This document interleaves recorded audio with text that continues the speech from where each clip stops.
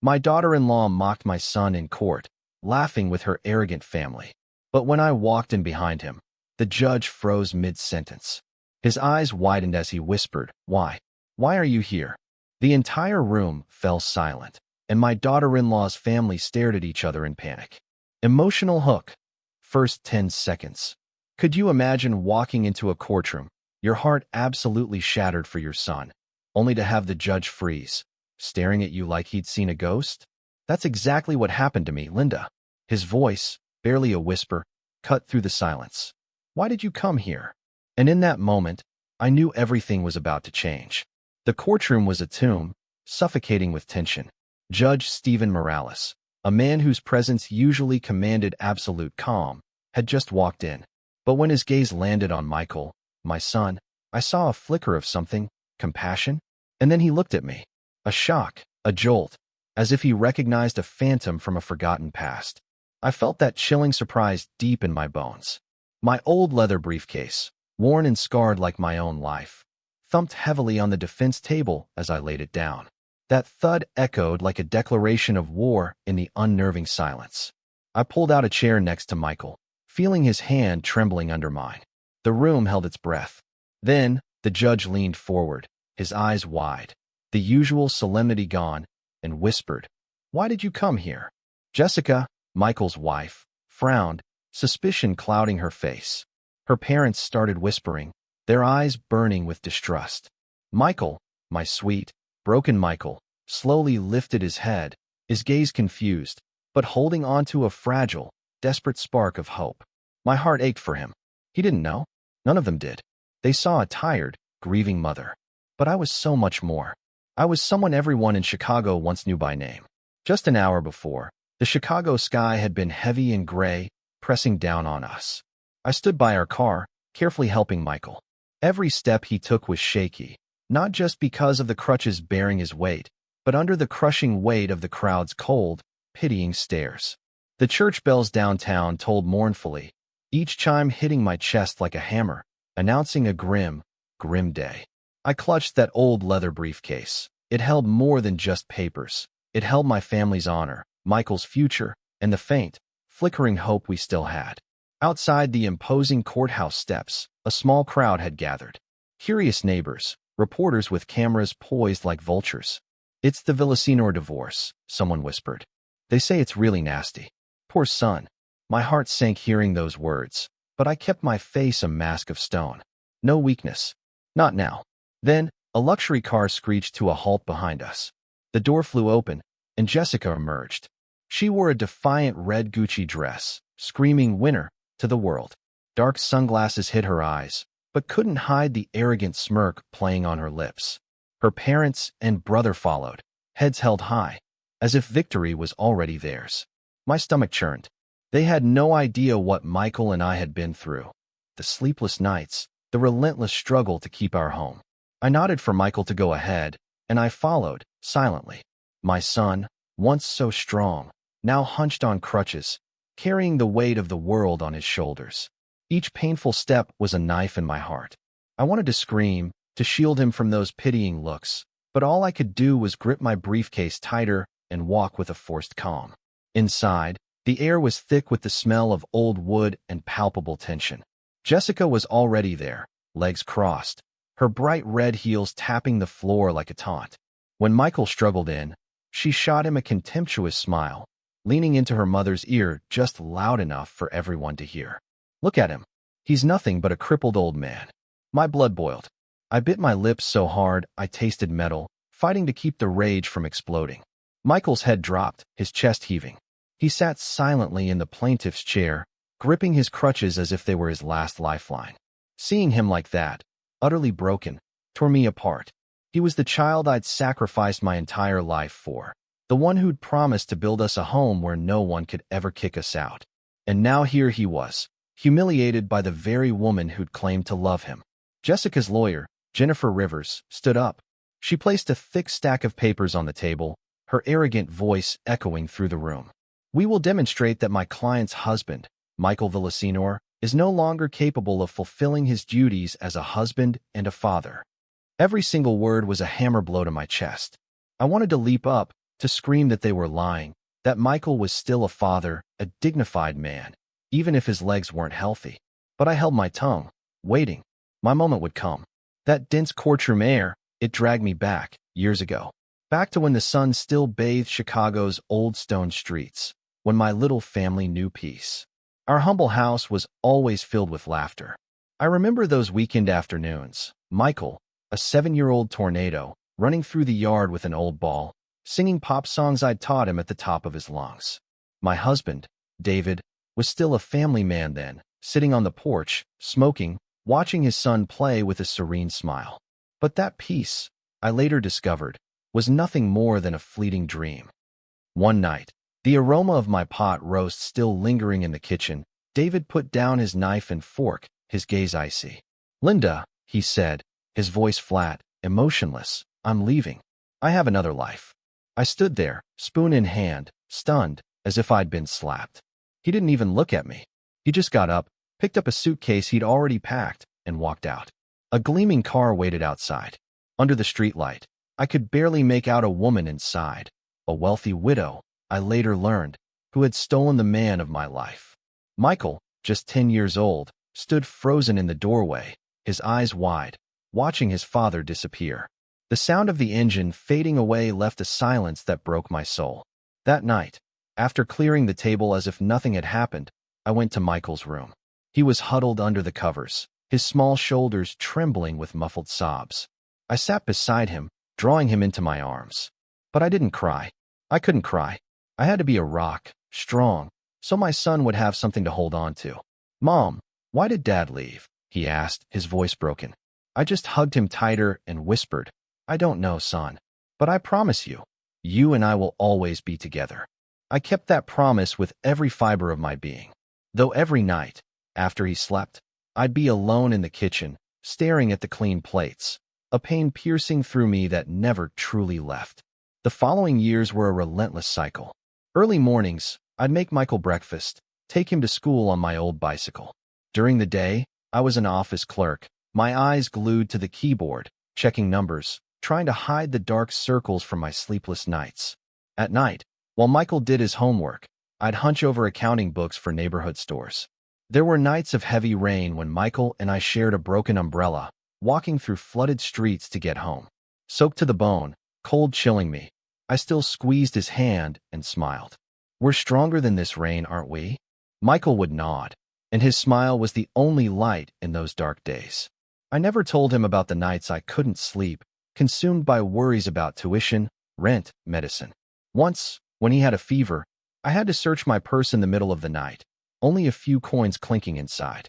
At the counter, I counted them one by one, my heart sinking, wondering if I'd have to choose between his medicine and our next meal. But I never gave up. Every time I looked at Michael, I told myself, I cannot fall. He was the reason for my existence. The day Michael received his acceptance letter for electrical engineering, I stood in the kitchen, the paper in my hand, crying uncontrollably. It was the first time in years I'd cried with pure happiness. But the joy quickly twisted into worry. College tuition was not something I could easily afford.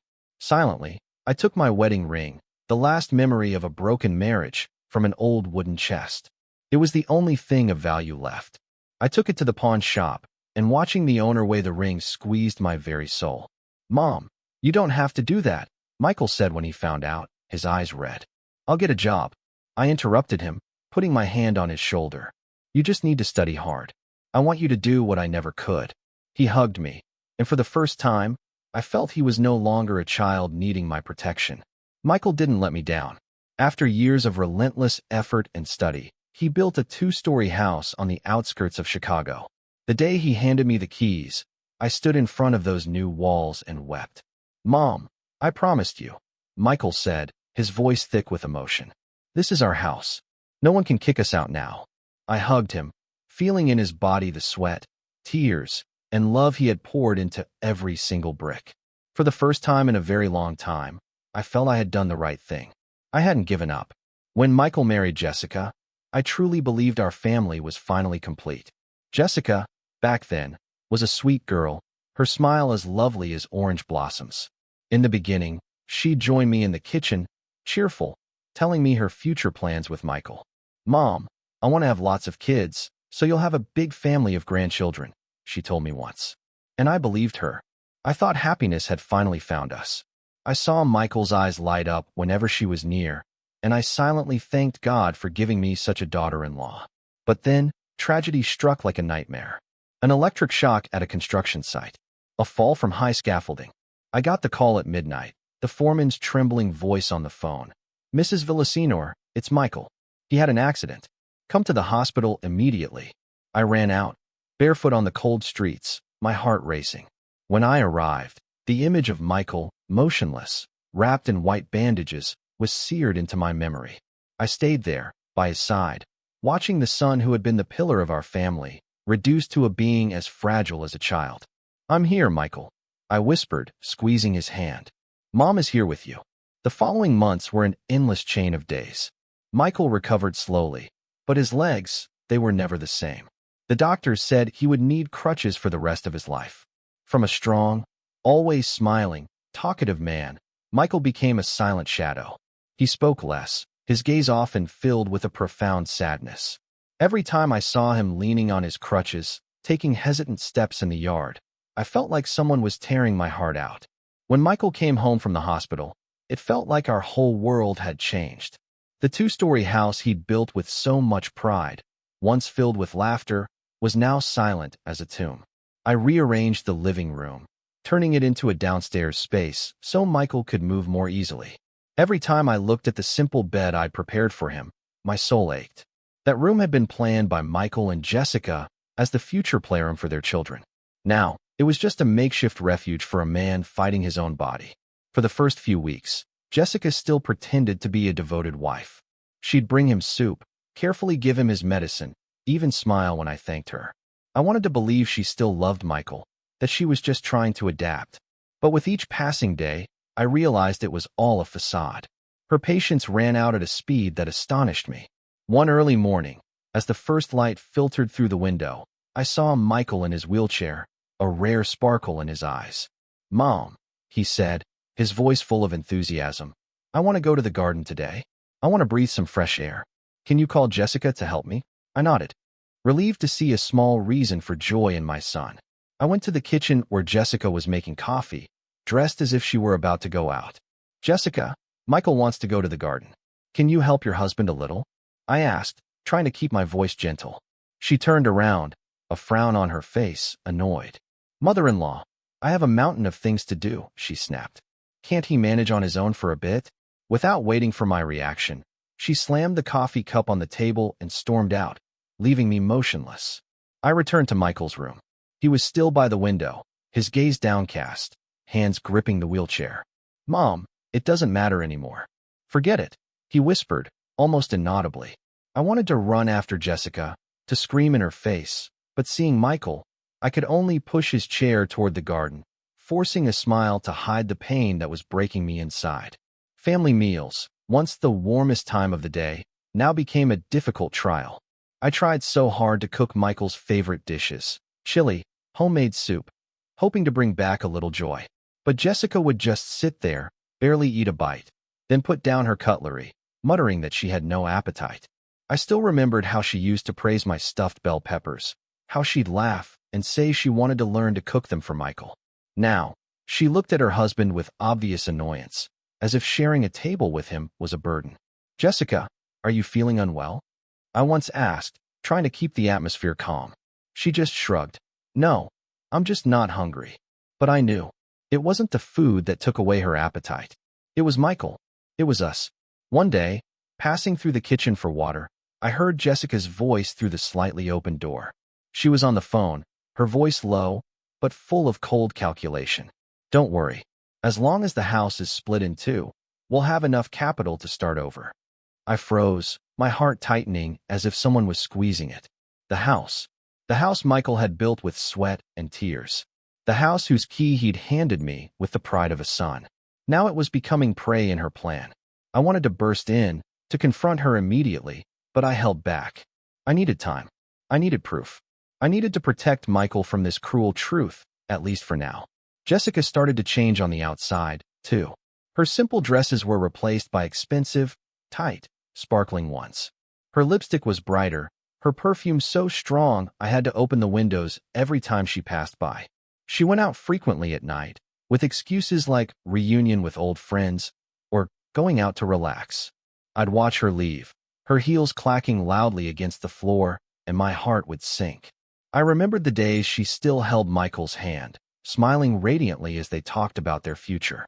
Now, every time she left, I felt she was abandoning not just Michael, but all the promises that once made me trust her. The neighbors' whispers started to reach me. One afternoon, buying vegetables at the market, Mrs. Davis, the vendor, pulled me aside.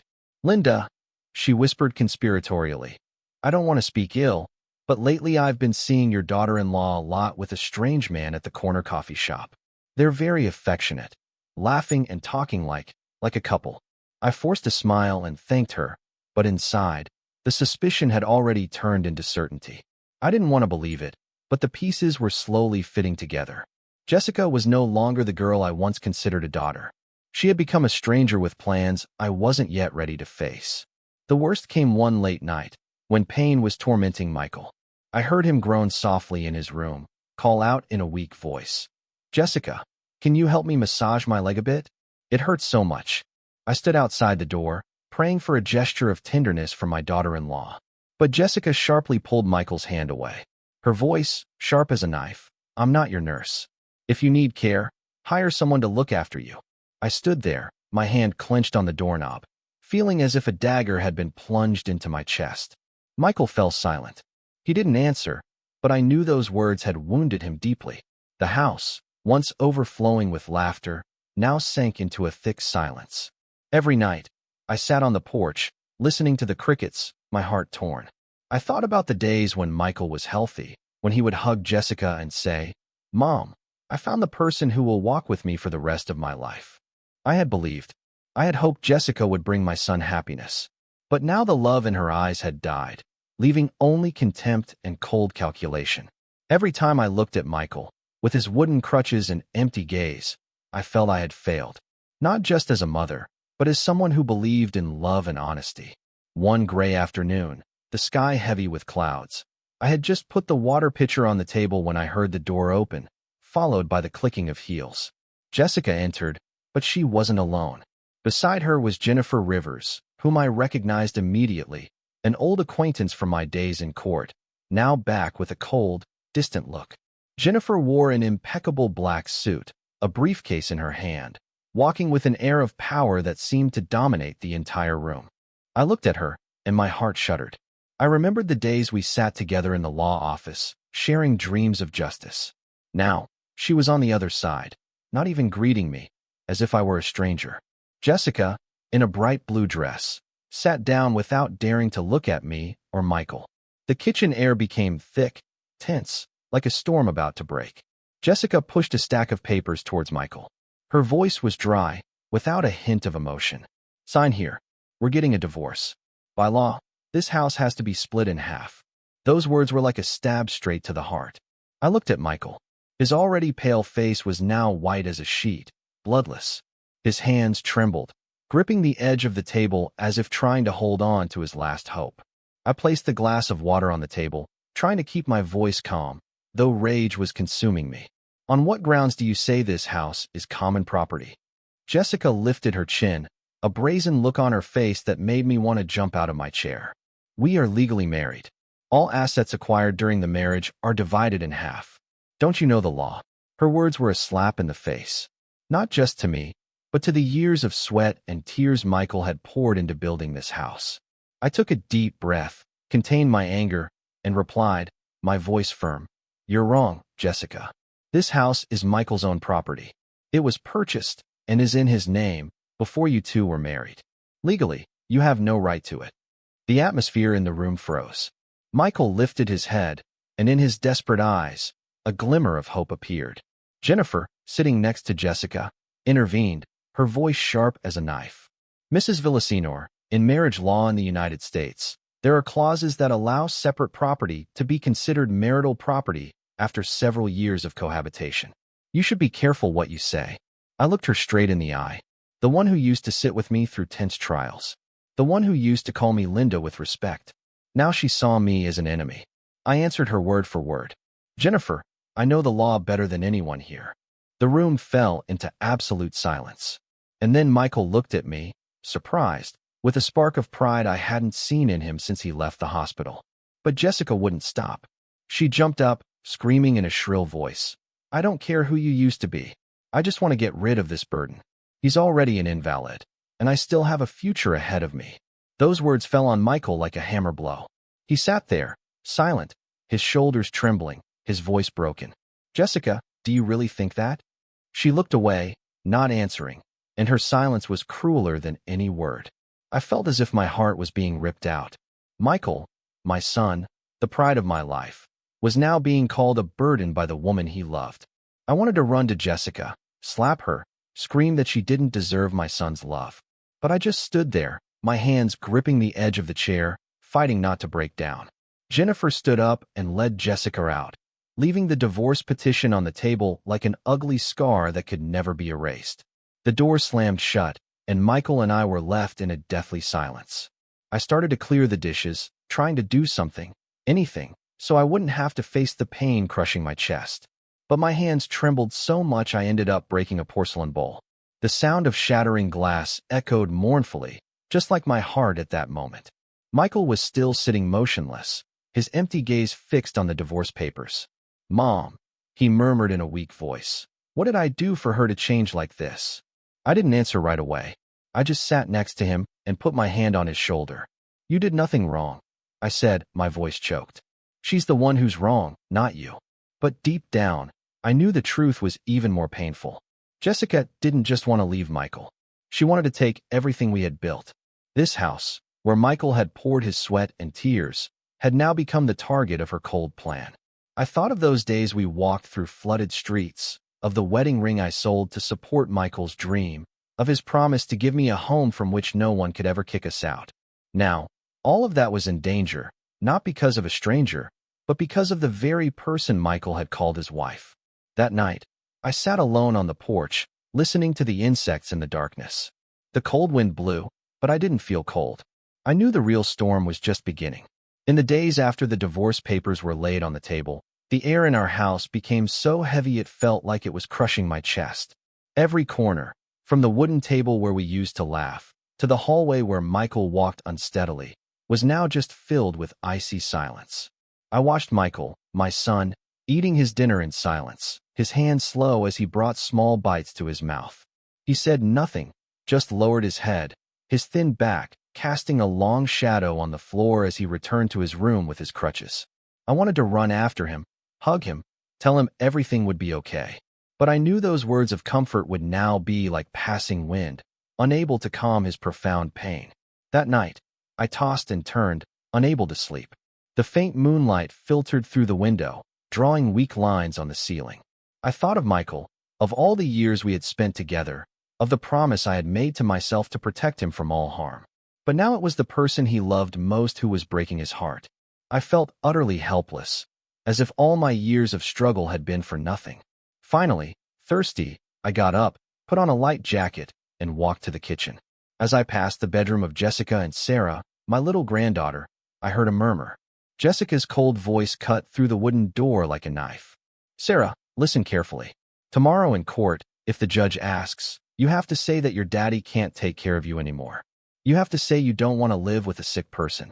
Understand, those words were like a dagger straight to my heart. I stood still, my hand gripping the glass, almost dropping it.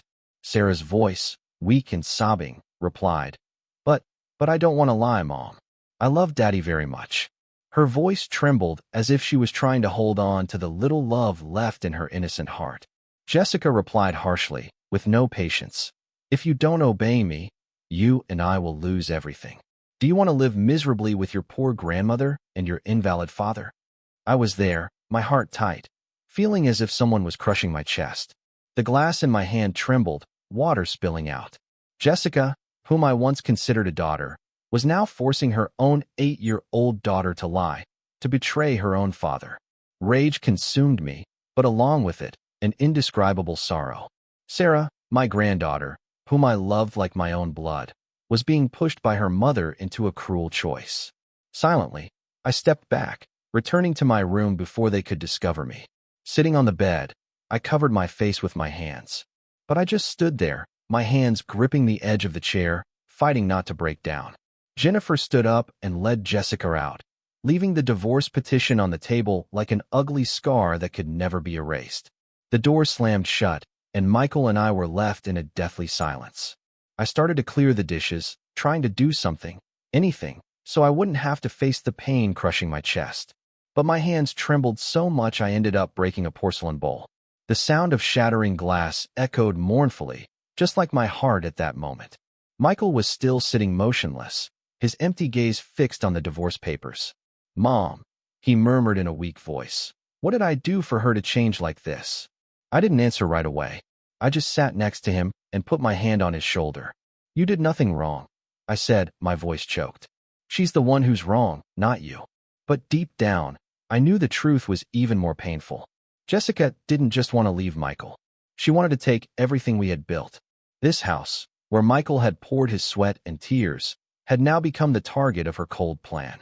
I thought of those days we walked through flooded streets, of the wedding ring I sold to support Michael's dream, of his promise to give me a home from which no one could ever kick us out.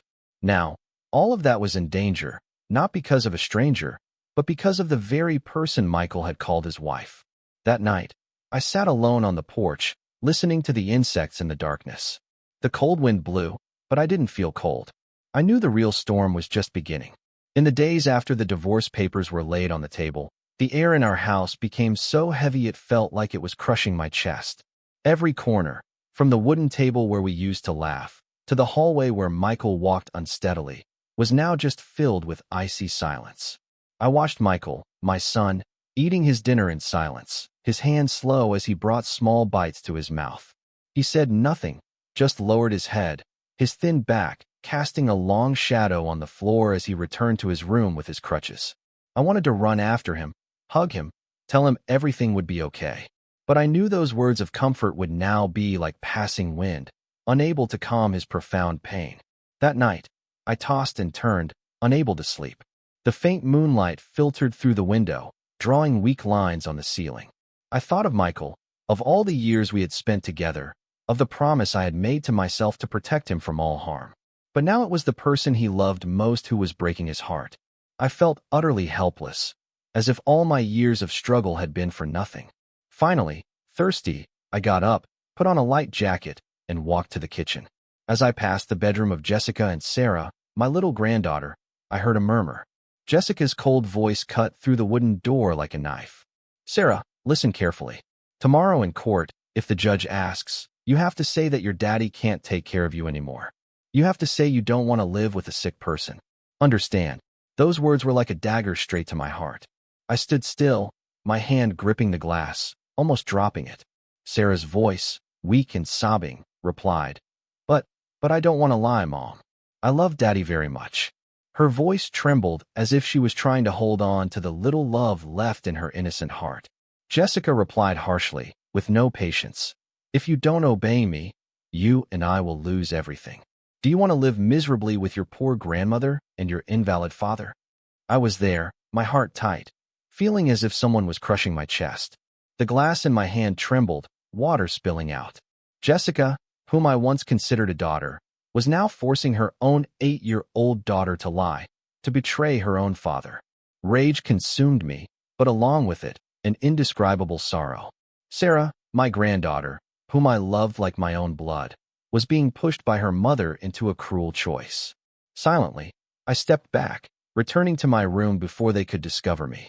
Sitting on the bed, I covered my face with my hands. I told him, my voice firm. Robert nodded, a look full of understanding in his eyes. "You're still the same Linda I knew," he said. "Tough as steel.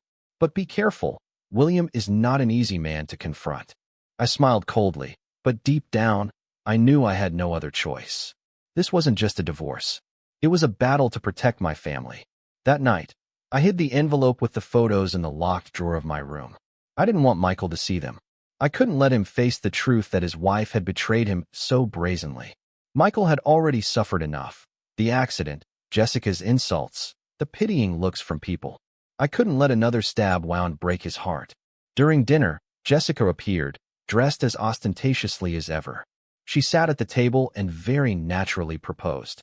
"Mom, I think we should sell this house and move to a more comfortable luxury apartment.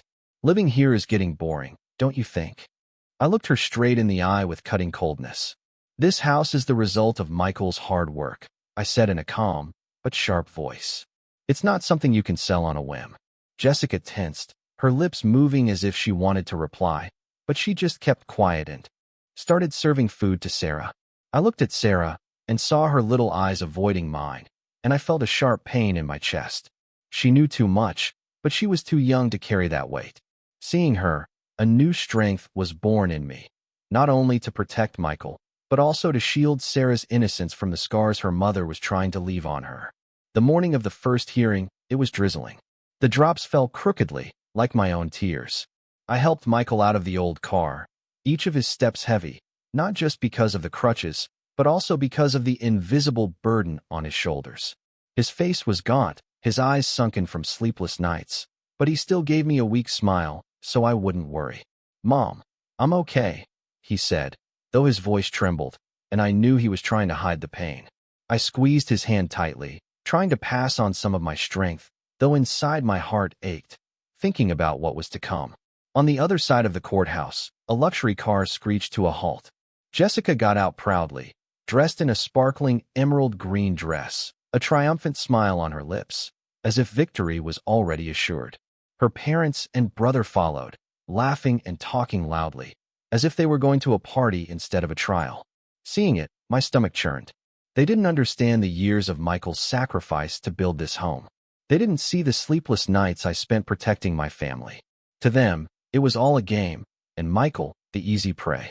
Inside the courtroom, the air was thick with the smell of old wood and tension. Michael sat on the plaintiff's bench, gripping his crutch tightly, his gaze fixed on the floor as if wanting to escape all the stares. I stood behind him silently, waiting for my moment. Jessica took the defendant's bench, crossing her legs, her heels tapping the floor. Each tap, a mockery. She looked at Michael coldly, without a hint of emotion, as if he were no longer her husband. Jennifer Rivers, Jessica's lawyer, stood up. Her firm voice echoed throughout the room. "Your Honor, my client, Mrs. Jessica Torres, has had to endure an unsustainable life alongside a disabled husband for many years.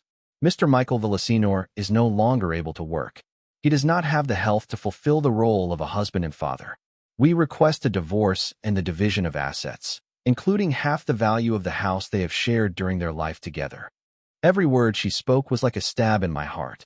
I wanted to stand up, to scream that they were distorting the truth. But I held back, gripping the old leather briefcase tightly. Jessica nodded, adding a venomous phrase, her voice filled with contempt. "He's nothing but a burden. I deserve a better life, not serving someone who is worthless." Those words were a direct blow to Michael. He tried to stand up, his trembling hands leaning on his crutches, his voice broken with emotion. "I can still take care of my daughter. I'm still Sarah's father." But his throat closed up, unable to finish the sentence. His face turned red, sweat ran down his forehead, and I saw his eyes fill with tears, as if all the strength he had left was crumbling. Jessica's sarcastic laugh erupted, cruel, icy. "Look at yourself, Michael. You can't even stand up. Who do you think you're going to take care of?" The entire room murmured, pitying glances fixed on my son. I felt my heart tearing apart. Michael, the son who was once my pride, now humiliated in front of everyone, called useless by the woman who claimed to love him. The scales of justice seemed to be tipping in Jessica's favor, and I knew, if I didn't act, everything Michael had sacrificed would be lost. In that instant, I stood up. I walked calmly to the defense table. I opened my old leather briefcase. The sharp zip of the zipper echoed in the silent room. I placed it on the table. I pulled a chair next to Michael, feeling my son's astonished gaze. I took a deep breath. Then I stood up. My voice, clear and firm, resonated. "From this moment on, I, Linda Villasenor, will be the legal representative of my son, Mr. Michael Villasenor."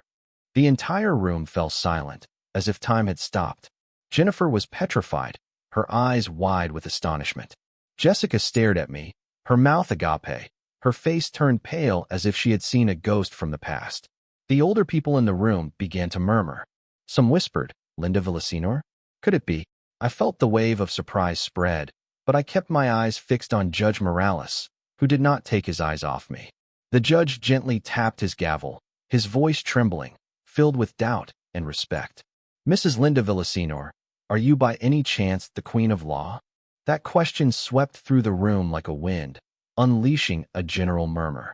Michael looked at me, his eyes wet, incredulous, as if for the first time he was discovering that his mother was not just a mother. The elders present began to nod, murmuring among themselves about stories of the past, about the woman who once made rival lawyers tremble. I nodded, my voice firm. Your Honor, I have never stopped believing in justice. Those words were not just for the judge, but for me, for Michael, and for those who looked at me with a mixture of curiosity and respect. I felt the strength of past days awaken within me, as if the flame I thought had long been extinguished was rekindling. I looked at Jessica and saw her flinch. The triumphant smile on her lips had vanished. Jennifer, who was once my friend, lowered her head as if she knew she was facing an opponent she could not underestimate.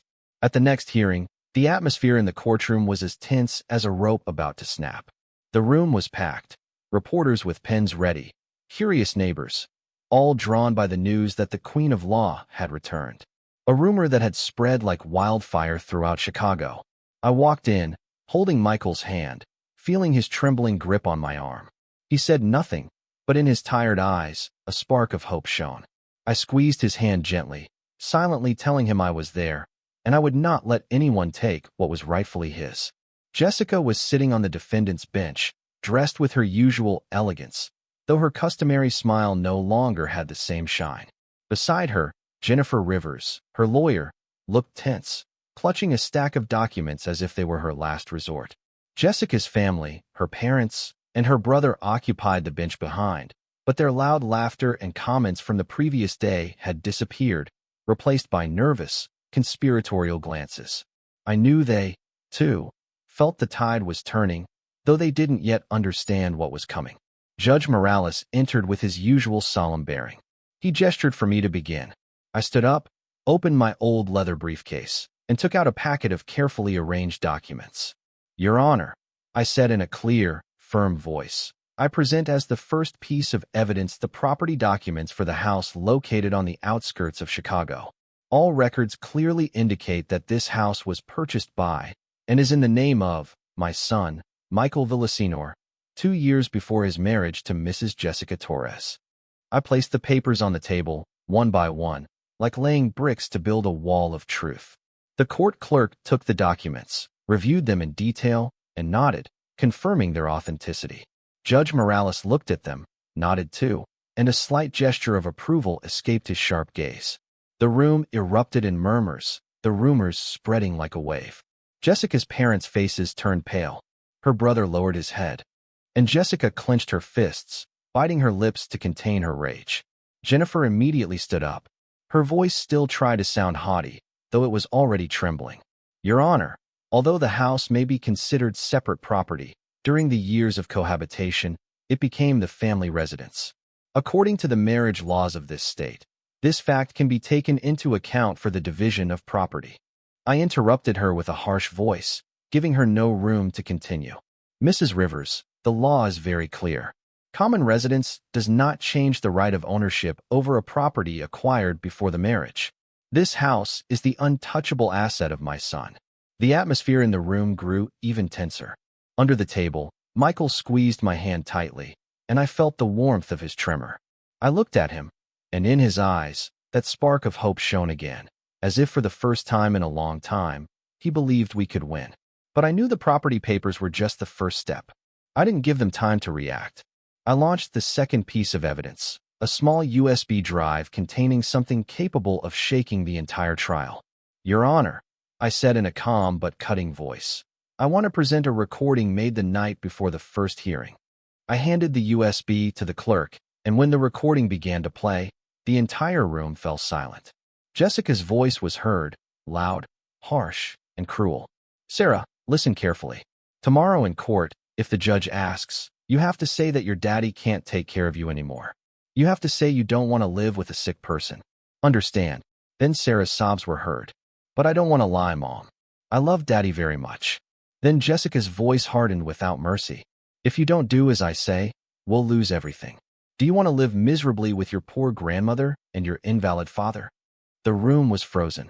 All eyes, between astonishment and indignation, were fixed on Jessica. She jumped up, her eyes wide, screaming, "That's false. She made it all up to defame me." But her voice trembled, and I saw Jennifer put a hand on her shoulder, asking her to be quiet. Judge Morales raised his hand and ordered, "Order in the court. I want to hear from the direct witness.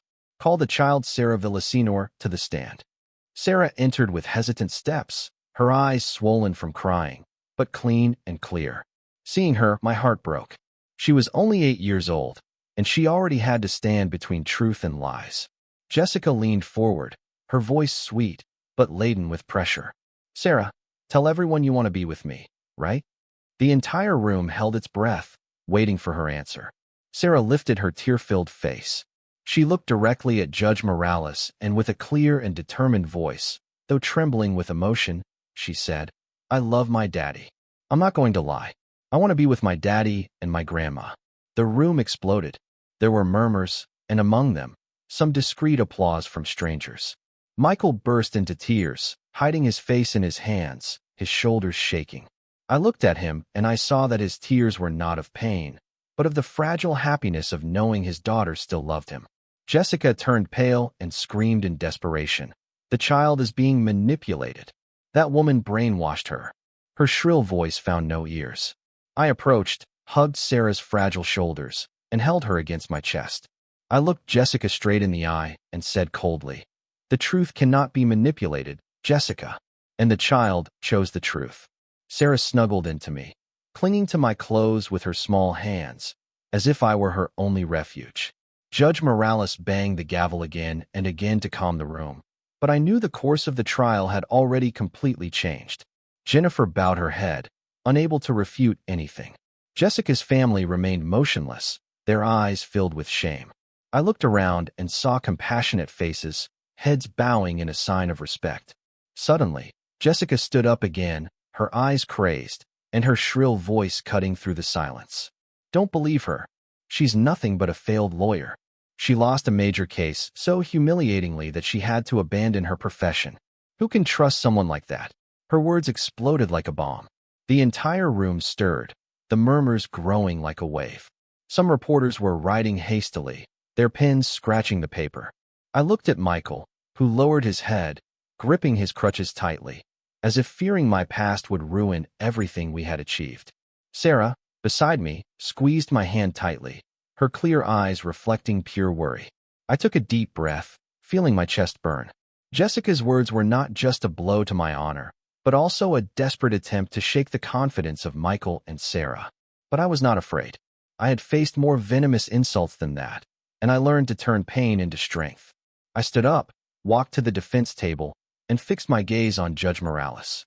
My voice sounded strangely calm, but each word was as sharp as a razor. Yes, I left the law, but not because I was weak.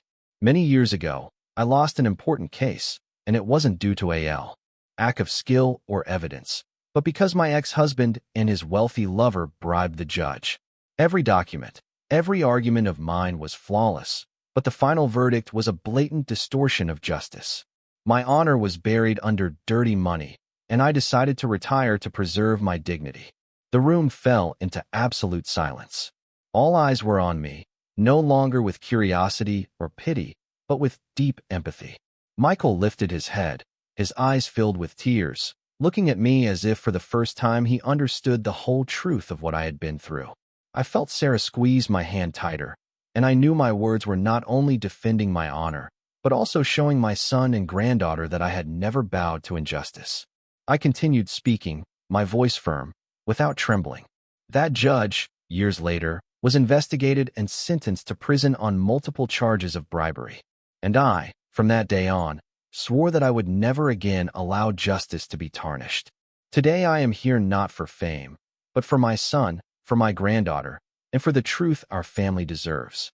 I paused, observing the room, and saw the slow nods of the elders who had heard of me, of the Queen of Law from another time. Just then, Judge Morales leaned forward, gently tapped his gavel, and his eyes shone with a respect that was impossible to hide. "I can attest to Mrs. Villasinor's words," he said in a grave and firm voice. "Many years ago, when I was just a young lawyer, it was Linda who defended me in a similar case. She has been the person who has valued the truth and the law more than anyone I have ever known." His words swept through the room like a wind, awakening murmurs of admiration. The reporters wrote hurriedly, and some whispered, "The Queen of Law has truly returned." I looked at Jessica. She was staggering as if about to fall apart. Her pale face, her tight lips, no longer held the pride of before. Jennifer, her lawyer, just lowered her head and aimlessly flipped through documents as if accepting defeat. Jessica's family remained motionless, their eyes filled with shame, unable to look me in the face. I turned to Michael and saw him watching me with tears running silently down his cheeks. "Mom," he murmured with a broken voice. I put my hand on his shoulder, squeezing gently as if to tell him I wouldn't let him fall apart. Judge Morales stood up. His voice resonated with clarity. "The court will take a recess. The final verdict will be given at the next hearing." The sharp bang of the gavel sounded loud, like a final period to the truth that had just come to light. When we left the courtroom, the crowd parted to let us pass. Some strangers approached, murmuring, "She is so strong. Justice has finally spoken." An old woman took my hand, her eyes filled with tears. "Thank you, Linda. You have restored our faith that the truth still has value." On the day of the verdict, the courtroom was packed. There was no longer even standing room. Reporters, neighbors, and even strangers from all over Chicago had come, as if the entire city was holding its breath, waiting for the outcome of a story that had shaken every corner. I walked in, holding Michael's hand. I felt his trembling fingers clutching my arm. Sarah was by our side, her clear eyes reflecting worry, and her small hands squeezed mine tightly, as if she were afraid of getting lost. I smiled at her, trying to calm her, although inside my heart was pounding violently, as if I were at a crossroads of destiny. Jessica sat on the defendant's bench, her face pale, without her former pride. Her elegant dress now seemed out of place, like a shell that could no longer hide her defeat. Jennifer, her lawyer, was beside her, her gaze lowered, her hands clenched as if trying to hold on to the last shreds of dignity. Jessica's family, her parents, and brother were also present, but they no longer laughed or talked as before. Their nervous, fleeting glances revealed that they knew the storm had arrived, and they had nowhere to hide. Judge Morales entered, imposing, filling the room with solemnity. He sat in the main chair, his sharp eyes scanning every person. The silence was total. Only the rustling of papers and the held breath of the audience could be heard. He cleared his throat, and his grave voice sounded like a hammer blow of fate. After reviewing all the evidence and testimony, the court delivers the following verdict. The divorce between Mrs. Jessica Torres and Mr. Michael Villasenor is granted. The full ownership of the house on the outskirts of Chicago remains with Michael Villasenor, as it is a property acquired before the marriage. The custody of the minor Sarah Villasenor is awarded to her father, Michael Villasenor, and her grandmother, Mrs. Linda Villasenor. Mrs. Jessica Torres will receive no financial benefits and may only visit her daughter under judicial supervision. The room erupted. Whispers and restrained applause came from all sides. Michael broke down in tears, collapsing on my shoulder, his thin body trembling as if a heavy weight had finally been lifted. Sarah ran into our arms, hugging us tightly, her tears soaking my clothes. "Grandma, Dad, I'm staying with you," she sobbed in a broken voice, mixed with relief and joy. I hugged them with all my might, feeling the warmth of the two people I loved most. Tears streamed down my face, but they were not of pain. They were of happiness, of relief, of knowing that our family was safe. Jessica jumped up, her face twisted with rage, screaming uncontrollably. "It's not fair. I'm going to appeal. You can't do this to me." Her shrill voice echoed, but no one paid her any attention. Jennifer put a hand on her shoulder and murmured, "It's useless, Jessica. We've already lost." She took a few staggering steps as if her strength had completely abandoned her. Her family stood up silently, heads bowed, and left the room without daring to face the contemptuous looks surrounding them. I watched them go without feeling an ounce of satisfaction. I only felt sadness. Sadness for Jessica, who was once my daughter-in-law, part of our family, but who chose the path of betrayal and ambition. A few days later, I heard the neighbors say that William, the real estate mogul behind Jessica, had cut all communication with her as soon as he learned she had lost the case. He no longer picked her up or paid her luxurious bills. Jessica had to live alone in a rented, run-down apartment on the outskirts, pointed at and rejected by everyone.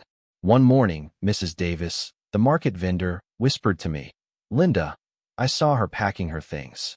No one knows where she went," as if she wanted to run away from it all. I nodded, saying nothing. But deep down, I only wished that Jessica would find a new path, although I knew she would have to live with what she had caused. Meanwhile, we, Michael, Sarah, and I, began a new life under the roof we loved so much. I devoted my time to taking Michael to his rehabilitation therapies, watching him slowly regain his self-confidence. At first, he was still shy, but every time Sarah ran to him, hugged him, and shouted, "Daddy, you're my superhero," I would see Michael's eyes light up, as if a spark of hope was rekindled.